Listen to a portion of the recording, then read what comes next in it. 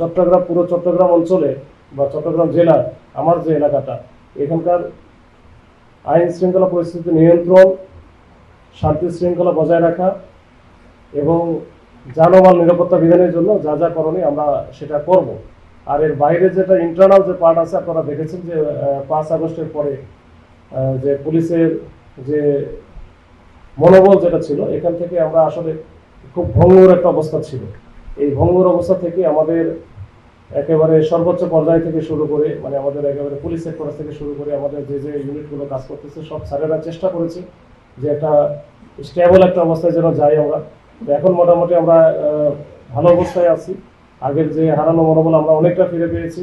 আমাদের ইন্টারনাল যে বিষয়গুলো আছে, ইন্টারনাল যে আমাদের কোথাও যদি কোনো গ্যাপ থাকে, আমাদের কোনো সদস্যরা যদি এখনো যদি ওই যে পথ বিচ্যুত থাকে বা যারা লাইনে নাই, পেশাদারিত্বের সাথে কাজ করতেছে না, তাদের বিরুদ্ধে আমাদের একেবারে জিরো টলারেন্স থাকবে।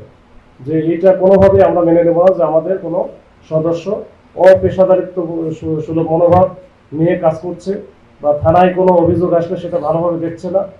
আর আরেকটা বিষয় যে আমি এটা বারবার যেটা আমি আমার প্রত্যেকটা থানায় যাওয়ার পরে যে জিনিসটা আমি সবসময় বলে থাকি যে একজন অভিযোগকারী বা একজন যে সেবা প্রত্যাশী যে আসবে, সে আসার পরপরই তার সাথে যেন ভালো আচরণ, ভালো ব্যবহার করা হয় এবং তার কাছ থেকে সে যা বলতে চায় এটা অত্যন্ত ধৈর্য সহকারে শোনা।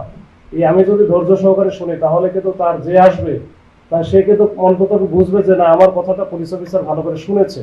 তাহলে তার যে রাগ, খুব অভিমান কিন্তু প্রথমেই অর্ধেক চলে যাবে। আর বাদ বাকিটা আমি আমার আইনগত যে ব্যবস্থাটা সেটাই নিব। এখন অনেকে হয়তো বা জানেও না, মানে যারা আসে এমন অনেক বিষয় নিয়ে আসে যেটা হয়তো পুলিশের নাও অথবা পুলিশের ডিল করার সুযোগও নাই।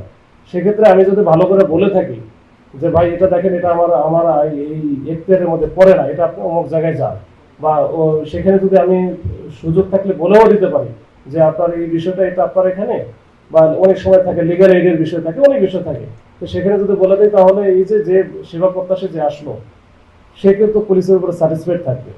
তো এই বিষয়গুলো আমরা একটু জোর দিয়ে যেন একটা জনবান্ধব পুলিশ, যে জনবান্ধব পুলিশ আমরা দেখতে চাই। যে চট্টগ্রাম সারা বাংলাদেশের স্যারেরা তো কাজ করতেছে, আর আমরা যেটা চট্টগ্রামে আমি যেটা করতে চাই যে একটা জনবান্ধব মানবিক পুলিশ, এটা আমি একটু করতে চাই। এটাই আমাদের ফার্স্ট টার্গেট, যে সবাই যেন মতকে ব্যবহার, আচরণ এটা যেন হচ্ছে সবাই সেবা প্রত্যাশী যারা আছে, যারা বিক্ষুব্ধ যারা বা যারা অভিযোগকারী, তারা যেন এই ভালো সেবাটা পায়, ভালো আচরণ পায়, এইটা আমি একটু নিশ্চিত করতে চাই সব জায়গায়।